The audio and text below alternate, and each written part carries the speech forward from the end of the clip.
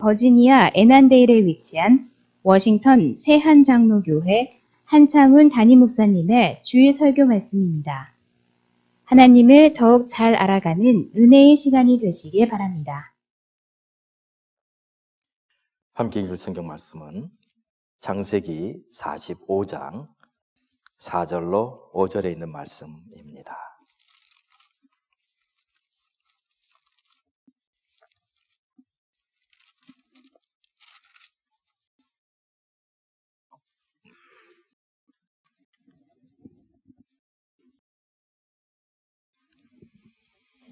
함께 읽도록 하겠습니다. 요셉이 형들에게 이르되 내게로 가까이 오소서. 그들이 가까이 가니 이르되 나는 당신들의 아우 요셉이니 당신들이 애굽의 판자라. 당신들이 나를 이곳에 팔았다고 해서 근심하지 마소서. 한탄하지 마소서. 하나님이 생명을 구원하시려고 나를 당신들보다 먼저 보내셨나이다.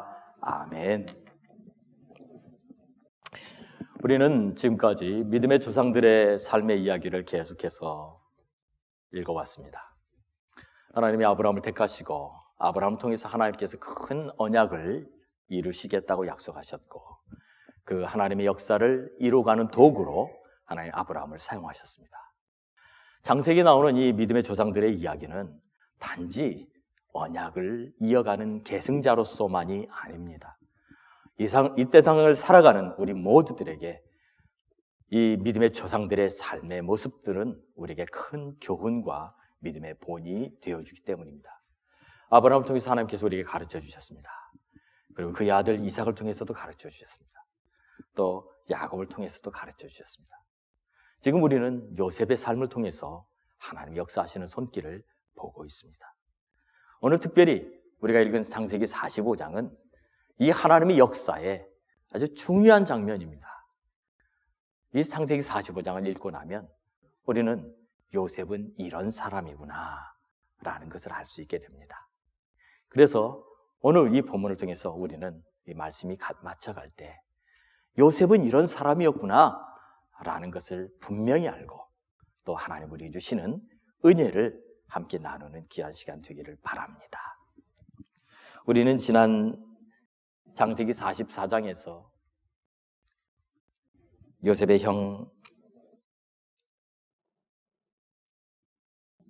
유다가 자신은 베냐민 대신 종이 되겠다고 하면서 베냐민은 제발 돌려보내달라고 그렇게 요청했던 그 유다의 모습을 보았습니다.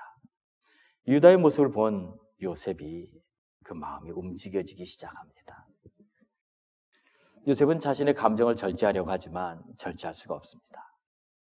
그래서 그 신하들을 전부 다 내보내게 하죠. 그리고 울기 시작합니다. 형들은 깜짝 놀랐습니다. 이 애굽 총리가 갑자기 울기 시작하니 어쩔 줄을 모르는 거죠. 혹 무슨 잘못한 것이 있었을까? 이번에 또 우리가 무슨 잘못을 하였을까? 두렵기 그지 없었을 것입니다. 그런데 창세기 45장 3절에 요셉은 이렇게 말을 합니다. 요셉이 그 형들에게 이르되 나는 요셉이라 내 아버지께서 아직 살아 계시니까. 형들이 그 앞에서 놀라서 대답하지 못하더라. 여러분 놀라지 않을 수 없었을 겁니다. 아니 이 애굽 총리가 자기 동생 요셉이라고요? 아무도 말을 할 수가 없었습니다. 그리고 그제서야 지금까지 있었던 일들이 하나하나 이해가 되기 시작합니다. 처음 만났을 때 요셉이 묻기를 너에게 아우가 있느냐? 너에게 아버지가 있느냐? 다 물었던 것들이 이해가 됩니다. 또 요셉의 집에 왔을 때 형님들을 음식 자리에 초대했는데 전부 다 순서대로 앉혔습니다. 어떻게 이 애굽 총리가 자기들의 서열을 알 수 있을까? 이제서야 이해가 됩니다. 막내 베냐민에게 5배의 음식을 줍니다. 그제서야 이해가 됩니다.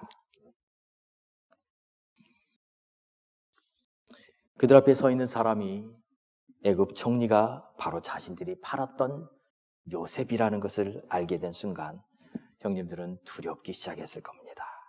왜요? 지난달에 자신들이 지었던 죄 때문이지요.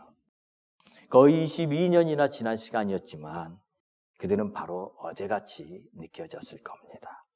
너무도 놀랍고 두려운 나머지 꼼짝도 못하고 있는 형들에게 요셉이 말을 하죠. 창세기 45장 4절에 이렇게 말합니다. 요셉이 형들에게 이르되 내게로 가까이 오소서. 그들이 가까이 가니 이르되 나는 당신들의 아우 요셉이니 당신들이 애굽의 판자라 라고 말합니다. 요셉의 입에서 나온 말은 정확하게 자신들이 한 짓이 무엇인지를 깨닫게 해준 것이었습니다. 동생을 팔았지요. 왜요? 너무 미워서. 이 말을 들은 형들은 어쩔 줄을 몰랐을 겁니다. 더 이상 숨길 수가 없습니다. 아버지에게는 짐승에게 물려갔다고 했고 동생 베냐민도 그렇게 알고 있었을 것이지만 지금 이 순간만큼은 말할 수가 없는 거죠. 이 다음 요셉이 하는 말을 들어보십시오. 창세기 45장 5절에 요셉은 이렇게 말합니다. 당신들이 나를 이곳에 팔았다고 해서 근심하지 마소서. 한탄하지 마소서. 하나님이 생명을 구원하시려고 나를 당신들보다 먼저 보내셨나이다 라고 말하는 거예요. 여기서 분명하게 우리는 깨닫게 됩니다. 하나님이 나를 먼저 보내셨다라고 말하는 것이죠. 창세기 45장 7절에도 이렇게 말합니다. 하나님이 큰 구원으로 당신들의 생명을 보존하고 당신들의 후손을 세상에 두시려고 나를 당신들보다 먼저 보내셨다라고 말해요. 하나님이 당신들의 생명을 보존하려고 나를 보내셨습니다. 하나님이 당신들의 후손을 세상에 두시려고 나를 보내셨습니다. 하나님이 나를 보내신 이유가 바로 이것입니다 라고 말하고 있는 거죠. 8절에도 보면 이렇게 말합니다. 그런즉 나를 이리로 보낸 이는 당신들이 아니요 하나님이시라. 하나님이 나를 바로에게 아버지로 삼으시고 그 온 집의 주로 삼으시며 애굽 온 땅의 통치자로 삼으셨나이다 라고 말하고 있습니다. 무슨 말이에요?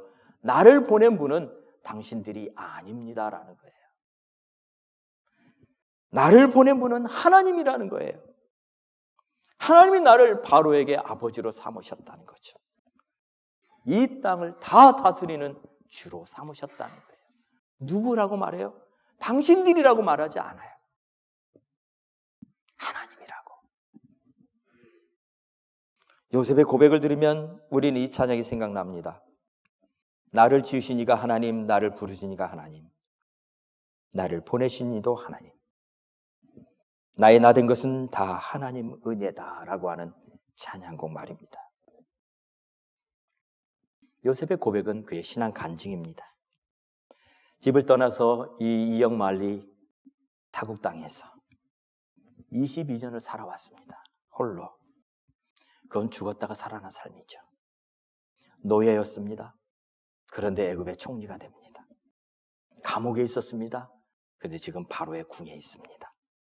지나간 시간들을 이야기하면 아마 눈물로 들을 수밖에 없는 이야기였을 겁니다.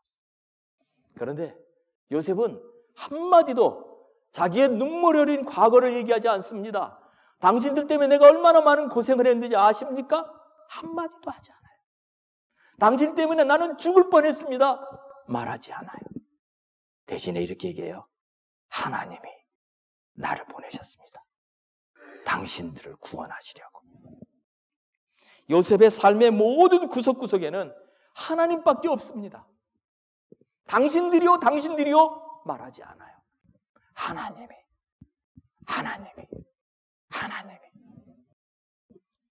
여러분, 아마 이 고백을 요셉이 처음부터 알았던 건 아닐 거예요. 그러나 어느 순간 그가 깨닫기 시작했을 겁니다. 그래서 그는 고백합니다. 이 모든 것이 하나님이셨습니다 라고요.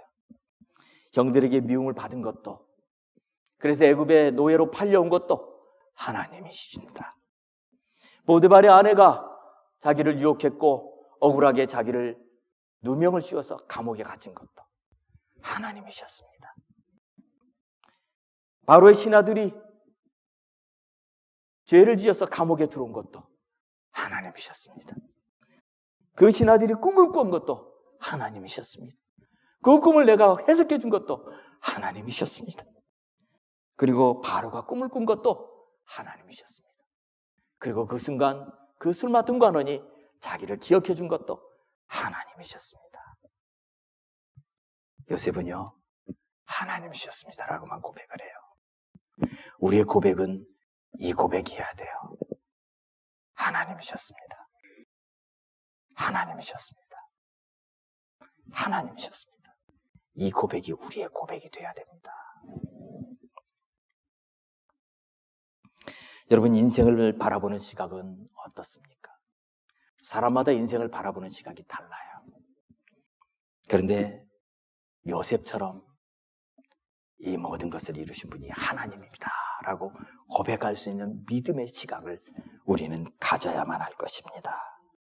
내게 일어났던 좋은 일, 기뻤던 일뿐만 아니라 심지어는 정말 기억하고 싶지 않았던 아픈 순간들도 하나님이셨습니다 라고 고백할 수 있는 믿음의 사람들이 되시기 바랍니다. 하나님은요, 그 고백을 기뻐하셔요. 혹 여러분 가운데 여러분들의 지나온 길들을 돌아보면서 억울했다고, 나는 억울하게 고통을 당했다고 말하고 싶으신 분이 계십니까? 이런 일은 안 일어났으면 좋겠다고 생각하셨던 분들은 없습니까?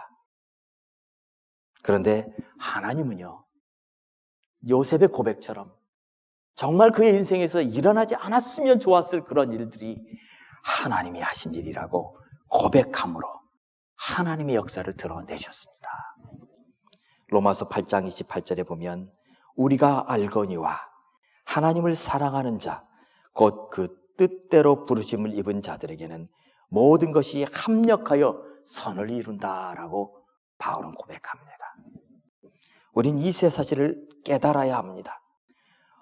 때로는 그것이 우리의 마음을 아프게 하는 일일 수 있지만, 그러나 그것이 하나님이 하신 일이라면 우린 이해할 수 없지만 하나님께서는 그 일을 통해서 하나님의 뜻을 이루어가고 계신다는 사실입니다. 왜 그럴까요? 나를 겸손하게 하기 위해서, 나를 낮추게 하기 위해서. 왜요? 내가 겸손해지지 않으면 하나님의 일을 할 수 없기 때문에, 은혜가 은혜인 줄을 깨달을 수 없기 때문에, 모든 것이 내가 잘나서, 내가 뛰어나서, 내 능력이 있어서 되는 것을 하고 잘못 생각할 수 있기 때문에 하나님 우리를 때로 그렇게 하십니다. 그러므로 우리는 우리의 길을 주님의 손에 맡길 수 있는 믿음의 사람들이 되어야 합니다. 잘 안 된다고 여러분 힘들어하지 마십시오. 때가 되면 하나님이 일하십니다. 오래 기다리는 사람을 통해 하나님의 역사가 일어납니다.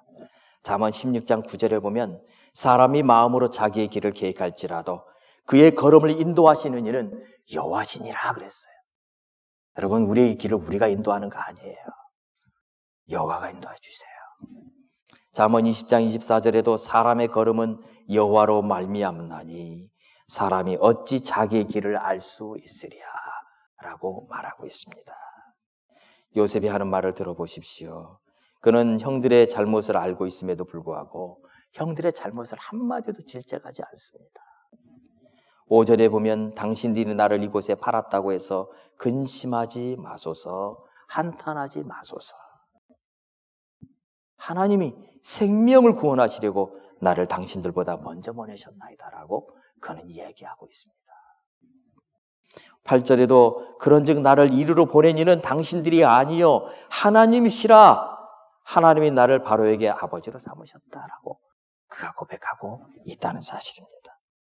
우리는 이 부분을 주목해야만 합니다.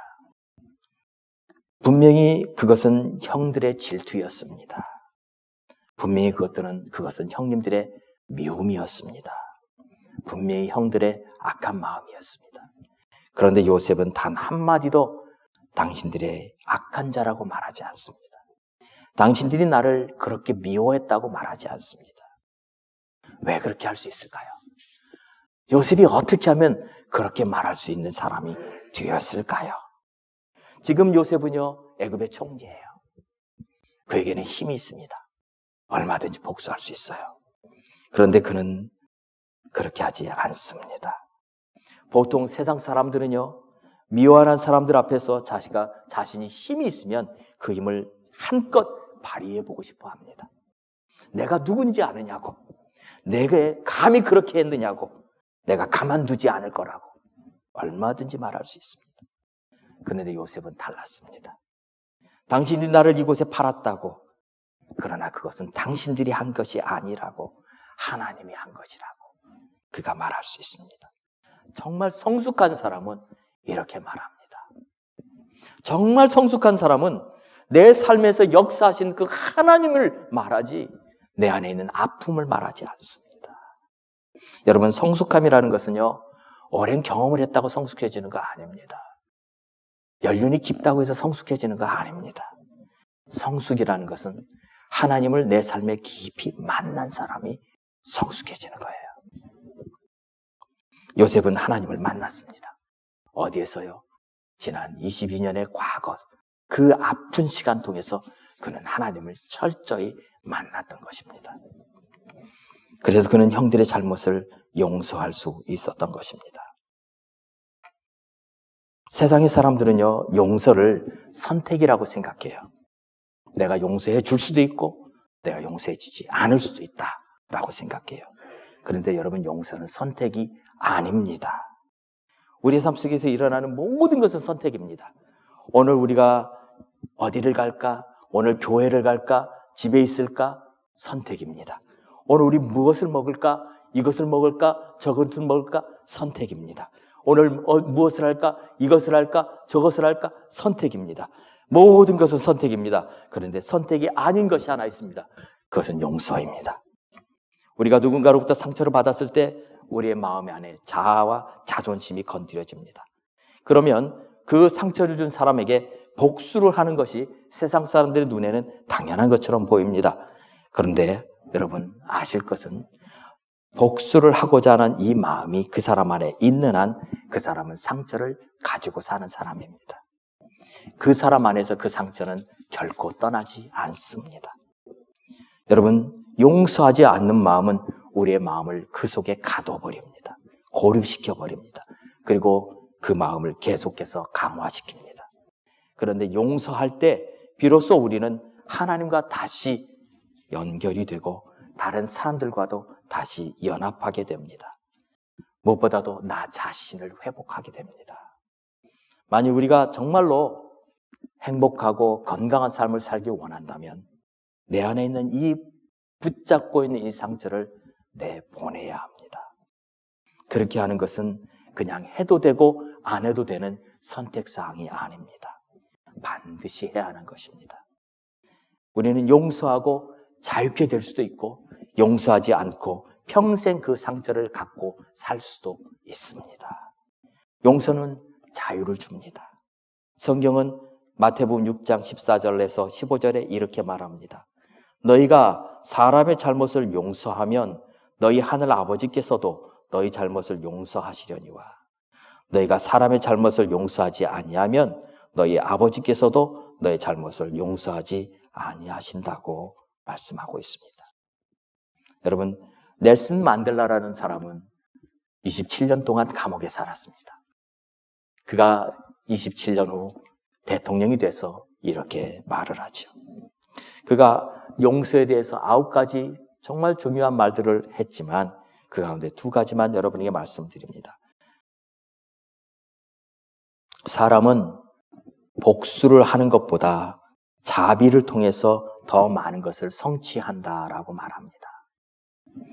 또 하나는 용서는 영혼을 해방시키고 두려움을 없애줍니다. 만델라가 감옥에서 배운 거였어요. 그가 만일 용서하지 않았더라면 그는 대통령 못했습니다. 그 감옥 안에서 나를 여기에 가둔 너희들, 내가 나가면 가만히 두는지 보라. 그렇게 평생 그 안에서 갈고 닦은 그 마음을 가지고 나왔더라면 그는 그 나라를 이끌어갈 수 있는 리더가 될 수 없었습니다. 그런데 그는 그 감옥 안에서 깨달았어요. 복수보다 더 큰 것은 용서라는 사실을요. 그래서 그는 그 어려운 시점에 남아공을 하나로 묶어나가는 대통령이 될 수 있었던 것입니다. EBS라고 하는 방송에서 특집 방송을 내보낸 적이 있습니다. 제목은 화해 프로젝트라는 거였어요. 그리고 주제는 용서였습니다.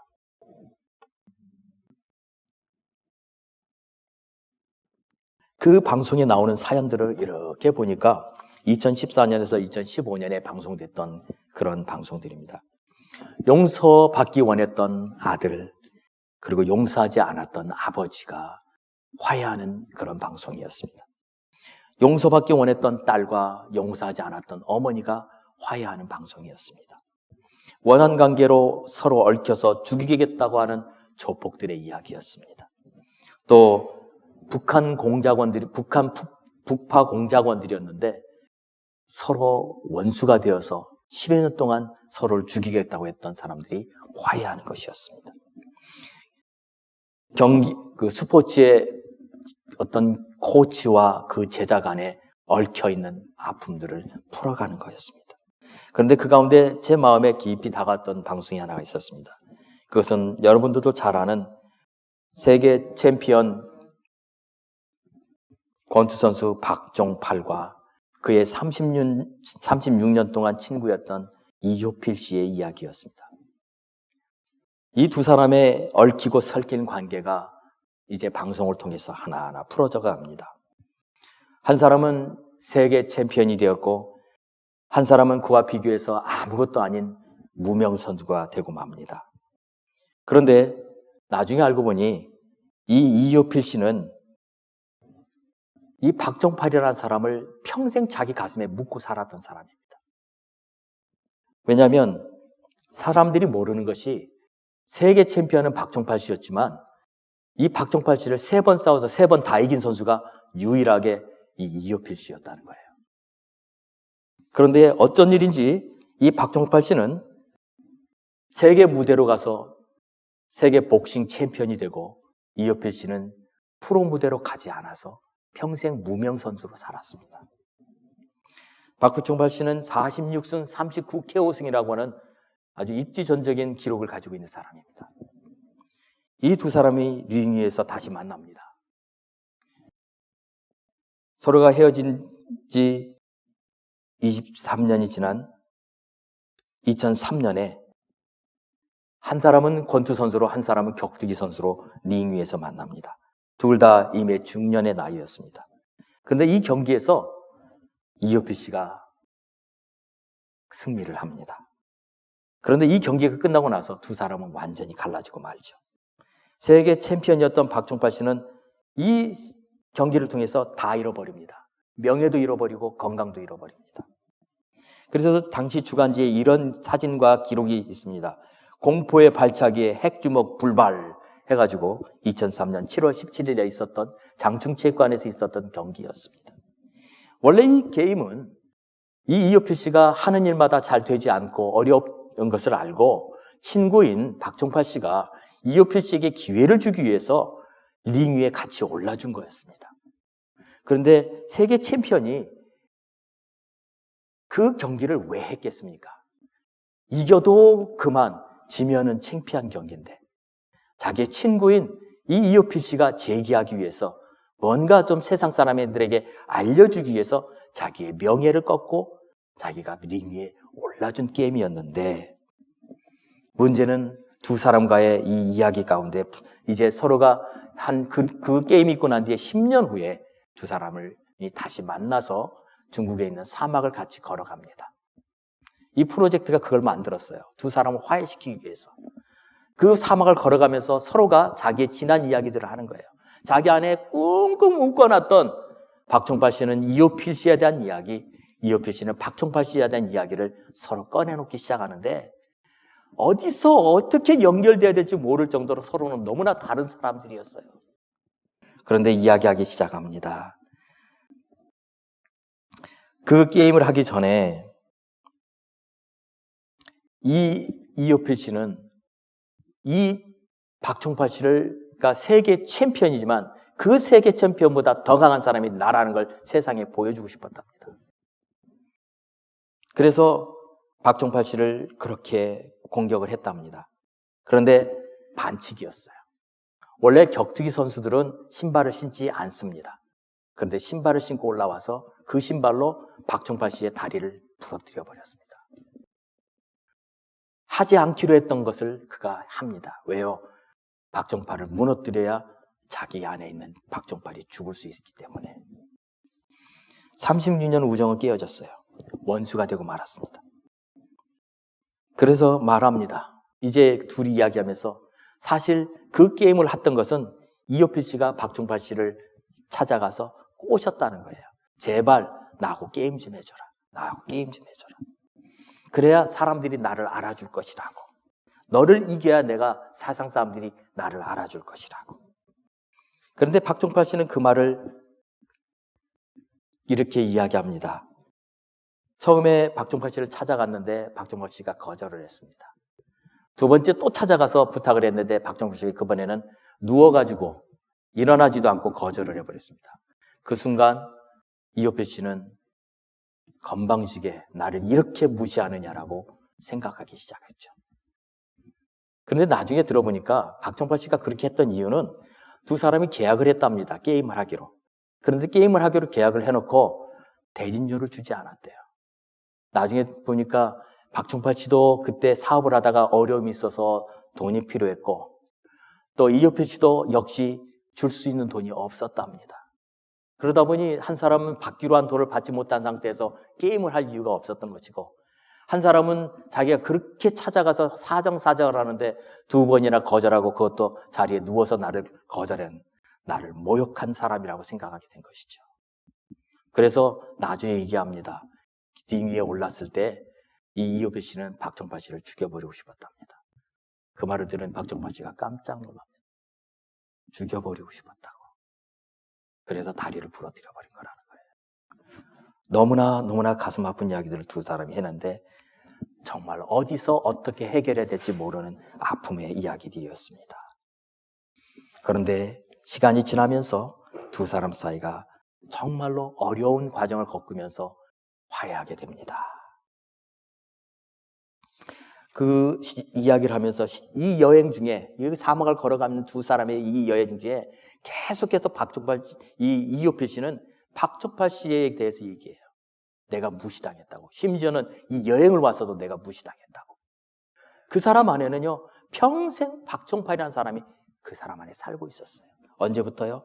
두 사람은 1977년에 서울에 올라와서 권투를 하다가 만났답니다. 같은 고향이고 그러다가 아무도 친구도 없는 상태에서 두 사람이 서로 우유를 나눠 먹고 빵을 같이 나눠 먹으면서 연습을 했대요. 박종팔 씨가 얘기해요. 서로 경기를 하는데 상대 선수끼리 같이 빵을 나눠 먹고 경기하는 경우는 없었는데 우리는 그랬다는 거예요. 그만큼 친했다는 거예요. 그런데 한 사람은 세계 챔피언이 되고 한 사람은 무명 선수로 살아가면서 그의 안에 박종팔이라는 사람이 서서히 자리 잡기 시작했습니다. 그는 평생 박종팔이라는 사람을 그 가슴 안에 묻어두고 살았어요. 무엇을 해도 박종팔이 그 안에 살아있었어요. 자기는 무명 선수, 한 사람은 세계 챔피언.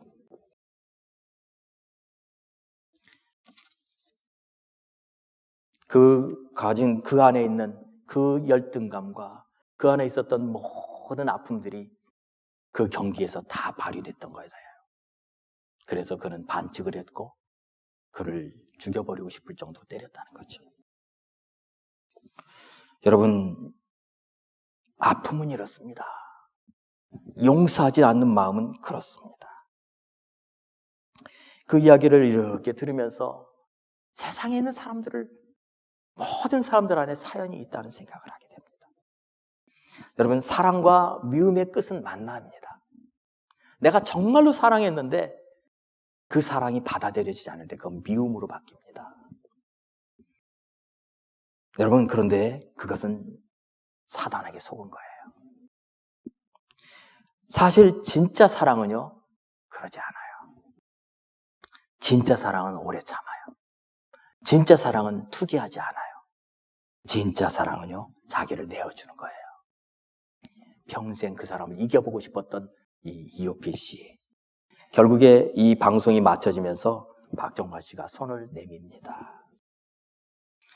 저는 그걸 보면서 그래, 당신이 챔피언이구나 라는 걸 알게 됐어요.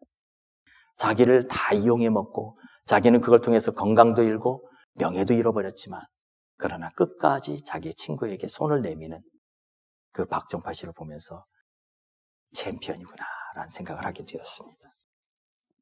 사랑하는 성도 여러분, 요셉은요, 형들 앞에서 당신들 때문이란 말 한마디도 하지 않아요. 하나님입니다 라고 말해요. 창세기 45장 4절에 요셉이 형들에게 이르되 내게로 가까이 오소서. 그들이 가까이 가니 이르되 나는 당신들의 아우 요셉이니 당신들이 애굽에 판 자라. 당신들이 나를 이곳에 팔았다고 해서 근심하지 마소서. 한탄하지 마소서. 하나님이 생명을 구원하시려고 나를 당신들보다 먼저 보내셨나이다 라고 그가 말합니다. 왜요? 그는 이미 용서했기 때문입니다. 형님들의 잘못에 대해서 말하지 않아요. 왜요? 용서했기 때문이죠. 그는요, 지금 과거를 보고 있지 않아요. 그는요, 미래를 보고 있어요. 그런데 형님들은 지금 두려워요. 왜요? 22년 전에 자기들이 팔았던 동생이 애굽의 총리가 되어 있다는 사실을 알았을 때 그들은 두렵기 그지없어요. 그들은 무엇을 바라보고 있습니까? 과거를 바라보고 있어요. 그런데 요셉은 과거를 바라보지 않아요. 요셉은 미래를 바라보고 있습니다. 창세기 45장 6절에 요셉이 이렇게 말합니다. 이 땅에 2년 동안 흉년이 들었으나 아직 5년은 밭갈이도 못하고 추수도 못할지라. 그는 앞으로의 5년을 살아갈 것을 이야기합니다. 형님들이 22년 전에 자기들이 지었던 죄만 생각해요. 그런데 요셉은 거기에 대해서 말하지 않아요. 앞으로 5년 동안 우리에게 아직도 흉년이 있을 겁니다. 여러분, 한 사람은 과거를 바라보지만 한 사람은 미래만 바라보며 걸어가고 있습니다. 오늘 우리는 어디를 바라보며 걸어가고 있습니까? 아픈 과거만 바라보고 걸어가고 있습니까? 아니면 앞으로 이루어 주실 하나님의 역사를 기대하며 걸어가고 있습니까? 요셉은 과거에 매여 살지 않았습니다. 그렇게 할 수 있는 이유가 무엇입니까? 그는 하나님을 만났기 때문입니다. 살아계신 하나님을 그의 삶 가운데서 철저하게 만났던 요셉은 그의 시각을 오직 하나님께만 두고 가는 거예요. 그의 안에는 과거의 형들이 없습니다. 자기를 팔았던 형들이 그의 안에는 없어요. 그는 하나님만 바라보며 걸어가요. 그런데 형들은 팔아버린 동생이 그 안에 살고 있어요. 평생 그 동생 때문에 그들은 말도 못하고 살고 있어요. 어떤 사람이 하나님을 원하시는 사람입니까? 과거에 매여서 사는 사람입니까? 하나님을 바라보고 믿음으로 걸어가는 사람입니까? 우리는 어떤 사람이 되기를 원합니까?